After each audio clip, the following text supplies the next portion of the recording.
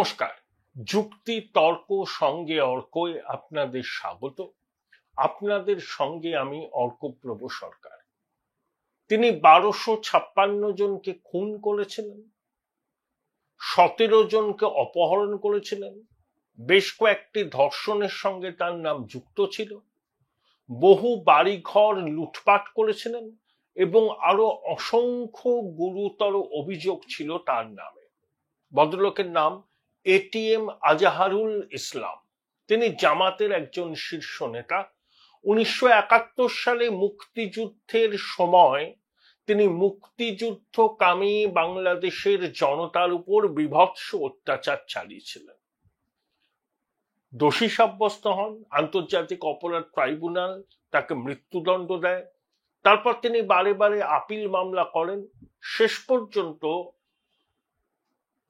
27 মে 2025 বাংলাদেশের শীর্ষ আদালতের 7 বিচারপতির বেঞ্চ তাকে মুক্তি দিয়েছে। বাংলাদেশের মুক্তিযুদ্ধের ইতিহাসে বা বাংলাদেশের সাম্প্রতিকতম ইতিহাসে এটা একটা কালো দিন হিসাবে বিবেচিত। ইউনূস সরকার এটিএম আজাহারুল ইসলামের জামিনের বিরোধিতা শীর্ষ আদালতে করেনি। কয়েকদিন ধরেই জামাতের নেতারা রীতিমতো তৎপর ছিলেন। জামাতের আমির ডক্টর শফিকুর রহমান ইউনূসের সঙ্গে বৈঠক করেছিলেন, সেনাপ্রধানের সঙ্গেও বৈঠক করেন। তারপর আমরা 27 মে দেখলাম এটিএম আজাহারুল ইসলামকে মুক্তি দিল বাংলাদেশের সুপ্রিম কোর্ট।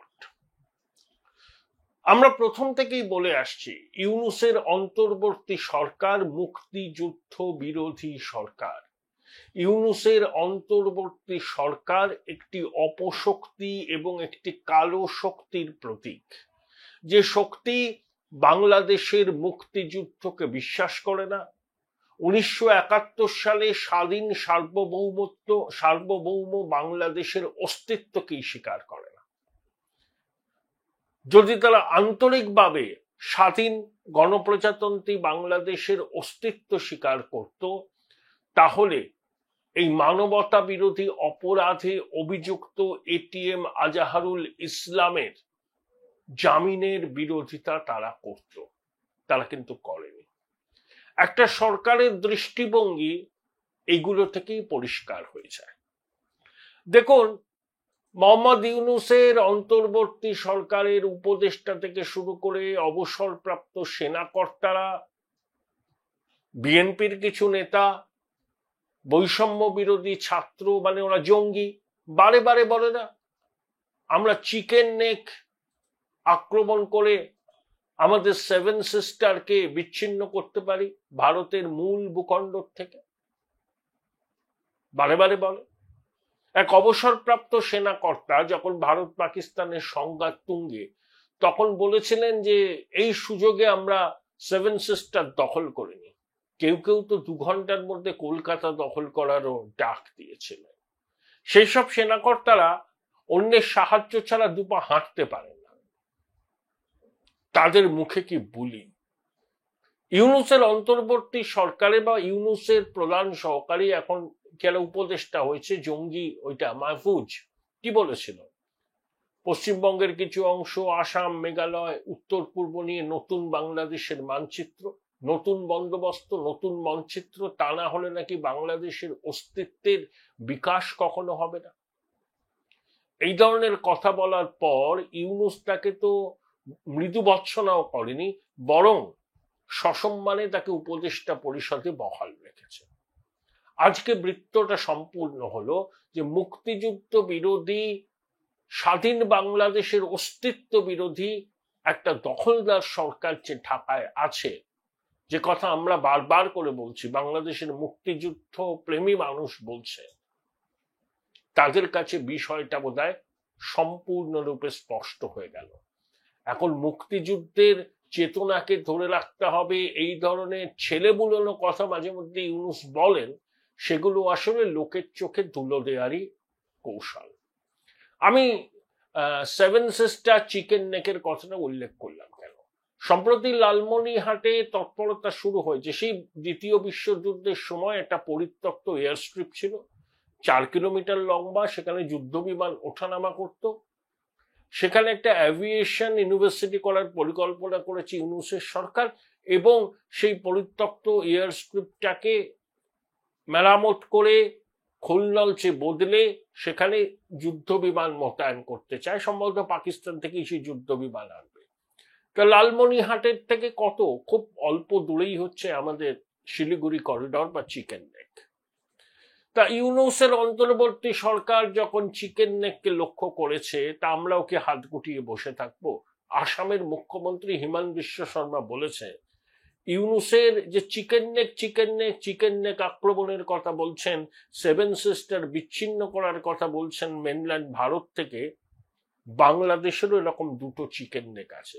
একটা চট্টগ্রামে ফেনী নদীর উপর, যেটাকে আমাদের 8 ঘন্টা লাগবে বাণিজ্য নগরী চট্টগ্রামকে ঢাকা থেকে বিচ্ছিন্ন করতে। আর একটা আছে দক্ষিণ দিনাজপুর থেকে গারো হিলসের পর্যন্ত, একটা 80 কিলোমিটার স্ট্রিপ। সেটা দখল করে বাংলাদেশকে কয়েক ভাগে ভাগ করতে ভারতীয় সেনার 25 মিনিটও লাগবে না। তাহলে শুধু ইউনূস আর তার জঙ্গি সহযোগীরা শুনে রাখুন, সম্প্রতি জাপানকে অতিক্রম করে আমরা বিশ্বের 4র্থ বৃহত্তম অর্থনীতি। আমাদের সামরিক শক্তি কতটা সেটা পাকিস্তান হারে হারে বুঝেছে। আর বাংলাদেশের সেনা কোনোদিন যুদ্ধ করেনি, শুধু শান্তিরক্ষা বাহিনীতে গেছে রাষ্ট্রপুঞ্জের।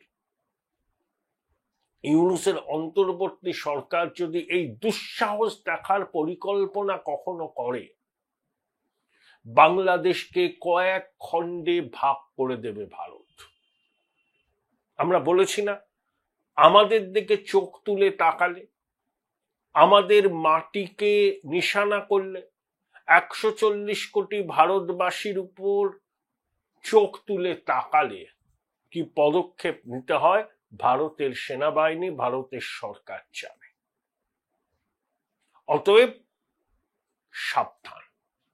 হিমন্ত বিশ্ব শর্মা যে কথাটা বলেছেন ভেবে চিনতে বলেছেন। তিনি সাংবিধানিক পদে আছেন, আসামের মুখ্যমন্ত্রী, আসামের সঙ্গে বাংলাদেশের সীমানা আছে।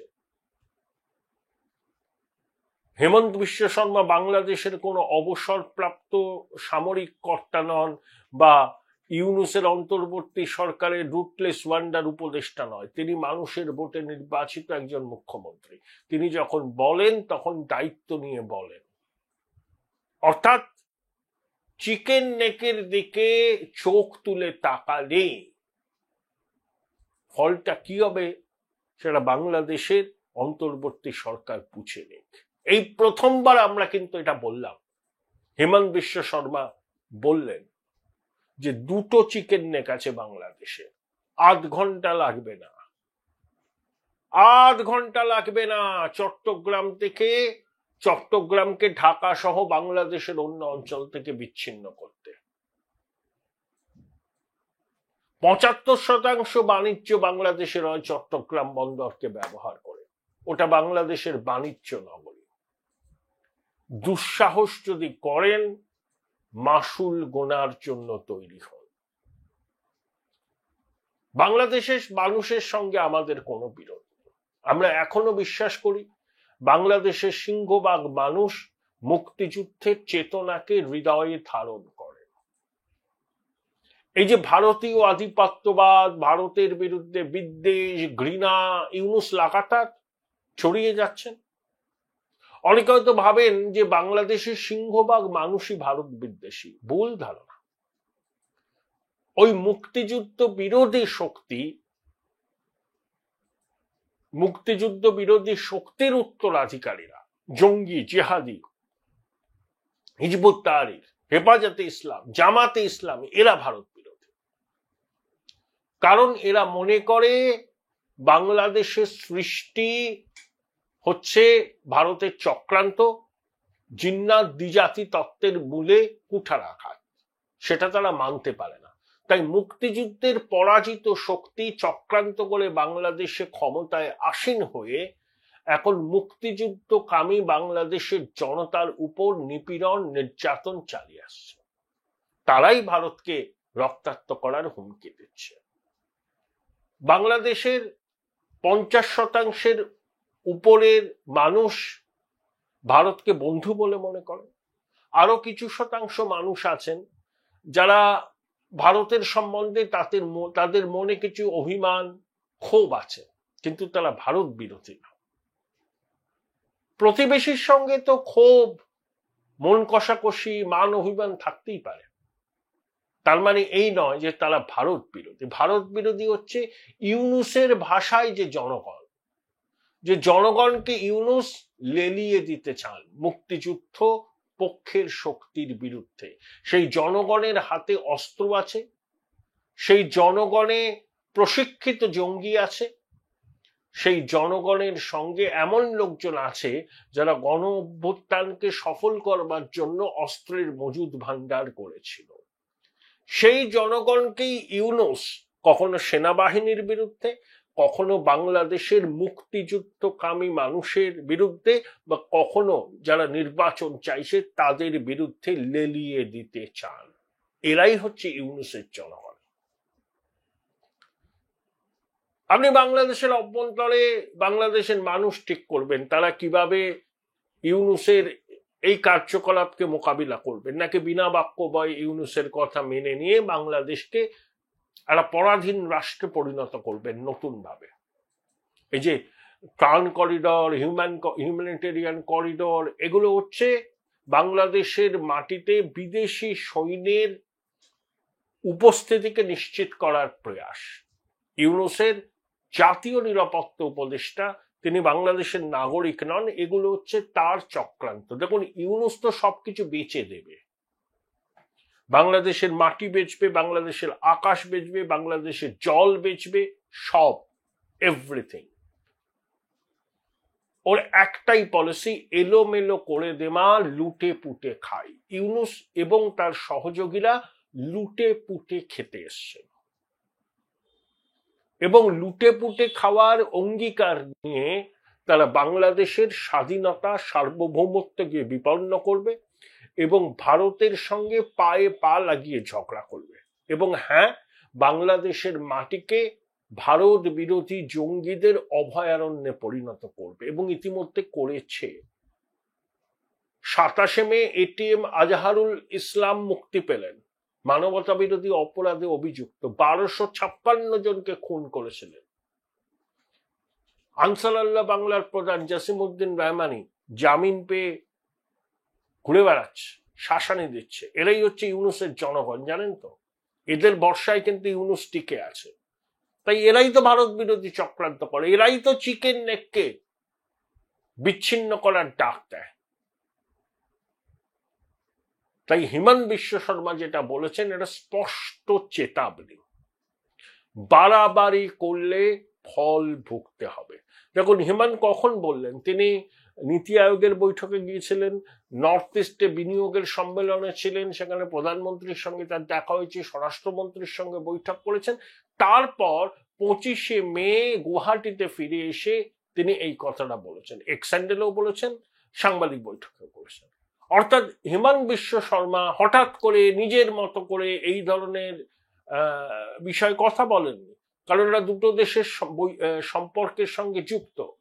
হিমন্ত বিশ্ব শর্মা দায়িত্ব নিয়ে বলেছেন এবং কেন্দ্রীয় সরকারের শীর্ষ ব্যক্তিত্বের সঙ্গে আলোচনার পর তিনি প্রকাশ্যে এই কথাটা বলেছেন। একটাই উদ্দেশ্য, বাংলাদেশকে জানিয়ে দেওয়া, চিকেন নেক নিয়ে বাড়াবাড়ি করলে ভারতও কিন্তু বাংলাদেশের এরকম দুটো চিকেন নেক আছে, 8 ঘন্টা লাগবে বাংলাদেশকে 3-4 টুকরোয় ভাগ করে দিতে।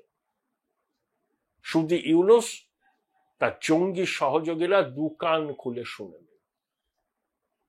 বাড়াবাড়ি করলে কিভাবে জবাব দিতে হয় সেটা ভারতবর্ষ জানে। বিক্রির দেশ, আস্পর্ধা কি? বাংলাদেশের বণিক সভা বলছে যে দুর্ভিক্ষ হতে পারে, সামনে পবিত্র ঈদ আসছে, সেখানে তারা কি করে কর্মচারীদের বেতন দেবেন, বোনাস দেবেন ভেবে কুলকিনারা করতে পারছে না। তার কারণ হচ্ছে ইউনূসের সবকিছু বেচে দেওয়ার নীতি। ও কায়েমি স্বার্থকে সুরক্ষিত করার জন্য ক্ষমতা এসেছে। বিদেশি শক্তির হাতের পুতুল এবং বিদেশি শক্তিকে তুষ্ট করার জন্য বাংলাদেশের স্বাধীনতাকে বিপন্ন করছে শুধু Yunus. Join Indian Institute of Hotel Management now. Right choice, right decision. একটা নিরপেক্ষ সমীক্ষা করলেই বুঝবেন যে বাংলাদেশের, আমি জোরের সঙ্গে বলছি, ৮০% বেশি মানুষ চান যে ইউনূস এই মুহূর্তে দেশ ছেড়ে চলে যান। Enough is enough. সেনাবাহিনী সাংবাদিক বৈঠক করেছে, কি বলেছে তারা?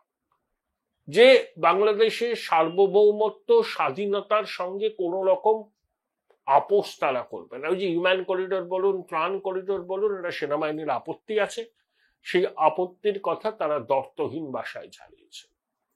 দেখুন, মাঝে মধ্যে আমার মনে হয় সেনাপ্রধান একটু দোদুল্যমানতায় ভোগেন। তিনি যেসব হুঙ্কার ছাড়েন, কখনো কখনো আমার মনে হয় সেগুলো সবই শূন্য কুম্ভের ঝংকার। এমটি ভেসেল সাউন্ডস মাচ বলে একটা কথা আছে না? সেনাবাহিনী এই সরকারকে ক্ষমতায় বসিয়েছে। সেনাবাহিনীর দায়িত্ব আছে এই সরকার ঠিকভাবে চলছে কিনা। অন্তর্বর্তী সরকার, অসাংবিধানিক সরকার, কোনো লেজিটিমেসি নেই। সেনাবাহিনী যখন দেখছে ইউনূস বেচে দিতে চাইছে দেশটাকে, তখন সেনাবাহিনী কথার ফুলঝুরি কেন ছোটাচ্ছে? যদি তারা প্রকৃত দেশপ্রেমিক সেনাবাহিনী হয়, তাদের কাজ হলো ইউনূসকে একেবারে পত্রপাঠ বিমান ধরিয়ে ফেরত পাঠানো, যেখান থেকে এসেছিল সেখানে, এবং জঙ্গি জেহাদিদের বিচার প্রক্রিয়াকে ত্বরান্বিত করা। যে সমস্ত জঙ্গি জেহাদিদের ইউনূস ছেড়ে দিয়েছে, যারা ঘুরে বেড়াচ্ছে, তাদেরকে পুনরায় গ্রেপ্তার করে বিচারের আওতায় আনা। সেনাবাহিনী বলছে যে মববাজি মানব না, কঠোর অস্ত্রে দমন করব, কিন্তু বিগত ৯ মাস সেনাবাহিনীর ভূমিকা নিয়ে অনেক প্রশ্ন চিহ্ন আছে। সেনাপ্রধানের বিলম্বিত বোধোদয় হলো, নাকি তিনি এই ধরনের কি বলবো শূন্যগর্ভ বক্তব্য রাখতে পারদর্শী, এটা একটু সময় গেলে বোঝা যাবে, এই মুহূর্তে নয়। দেখুন, অপারেশন সিন্দুরের পর প্রধানমন্ত্রী গুজরাটে গেছেন। তিনি যে কথাটা বলেছেন খুব তাৎপর্যপূর্ণ। এটা শুধু পাকিস্তানের উদ্দেশ্যে তো বলছেন, কিন্তু এটা শুধু পাকিস্তান নয়, বাংলাদেশ তাদের উদ্দেশ্য করেও বলা। নরেন্দ্র মোদী শপথ নিয়েছিলেন প্রথমবার 2014 সালে। সার্ক গোষ্ঠীভুক্ত দেশগুলোর রাষ্ট্রপ্রধানদের আমন্ত্রণ জানিয়েছিলেন। তারপর 2015 ক্রিসমাসের সময় তিনি কাবুল গিয়েছিলেন। কাবুল থেকে ফেরার পথে লাহোরে নেমে নওয়াজ শরীফ, তখন প্রধানমন্ত্রী পাকিস্তানে, তার জন্মদিনে তাকে শুভেচ্ছা জানালেন, তার নাতনির বিয়েতে অ্যাটেন্ড করলেন। তার 7 দিন পরে পাঠানকোটে সেনাঘাঁটিতে জঙ্গিরা হামলা চালান। তারপর কেরলের কোঝিকোড়ে বিজেপির ন্যাশনাল এক্সিকিউটিভের মিটিং ছিল। প্রধানমন্ত্রী কি বললেন? প্রধানমন্ত্রী বললেন যে ভারতবর্ষ তথ্য প্রযুক্তি রপ্তানি করে, সারা বিশ্বে ভারতের মেধা সম্পদ, মানব সম্পদের চাহিদা তুঙ্গে, আর পাকিস্তান সন্ত্রাসবাদ রপ্তানি করে। পাকিস্তানের জিডিপির পরিমাপ হয় মৌলবাদ দিয়ে, রপ্তানির পরিমাপ হয় সন্ত্রাসবাদ দিয়ে। তিনি পাকিস্তানি আওয়ামের উদ্দেশ্যে বলেছিলেন যে আপনারা ঠিক করুন কোন পথে আপনারা আপনাদের দেশকে নিয়ে যাবেন। আপনাদের তরুণদের যে অ্যাসপিরেশন আছে, সেটা পূর্ণ করতে হলে সন্ত্রাসবাদের বিরুদ্ধে আপনাদের লড়তে হবে। সেই বার্তাটা আবার দিয়েছেন প্রধানমন্ত্রী অপারেশন সিন্দুরের পর নিজের রাজ্য গুজরাটে দাঁড়িয়ে, যে পাকিস্তানি আওয়ামকে ঠিক করতে হবে। তারা কি চায়? উন্নতির সড়কে, প্রগতির সড়কে হাঁটতে, নাকি সন্ত্রাসবাদীদের যেভাবে সেনা এবং পাকিস্তানের দুর্বল সরকার মদত দিচ্ছে সেটাকে চুপচাপ মেনে নিতে? চয়েসটা পাকিস্তানের জনগণের। শুধু পাকিস্তান নয়, প্রধানমন্ত্রীর বার্তা ইউনূসের অন্তর্বর্তী সরকারকে লক্ষ্য করে। নাম করেননি তিনি, বাংলাদেশের নাম করেন। কারণ অপারেশন সিন্দুরের পরেই তো গেছেন প্রধানমন্ত্রী, তাই পাকিস্তানের নামটা করেছেন, কিন্তু ইঙ্গিত বাংলাদেশের দিকেও। আমাদের ডক্ট্রিন খুব স্পষ্ট, আমরা যুদ্ধবাজ দেশ নই, আমরা সম্প্রসারণবাদী রাষ্ট্র নই, কিন্তু আমাদের দেশের মাটিতে কোনো সন্ত্রাসবাদী হামলা হলে সেটা ভারতের বিরুদ্ধে যুদ্ধ বলেই বিবেচিত হবে। তাই প্রধানমন্ত্রী খুব তাৎপর্যপূর্ণভাবে বলেছেন পাকিস্তানকে লক্ষ্য করে, জিন্দেগি জিও, রুটি খাও, वरना मेरी गली है। ভালো করে জিন্দেগি বা জীবন কাটাও, খাওয়া দাওয়া করো, অ্যাসপিরেশন পূরণ করো, যদি না করো वरना मेरी गली तो है, অর্থাৎ বুলেট আছে। পরিষ্কার বার্তা, জিন্দেগি জিও, রুটি খাও, वरना मेरी गली तो है। বার্তাটা খুব লাউড অ্যান্ড ক্লিয়ার। আসিম মুনির, শাহবাজ শরীফ এবং একই সঙ্গে মোহাম্মদ ইউনুস এবং তার জঙ্গি সহযোগীদের উদ্দেশ্যেও কিন্তু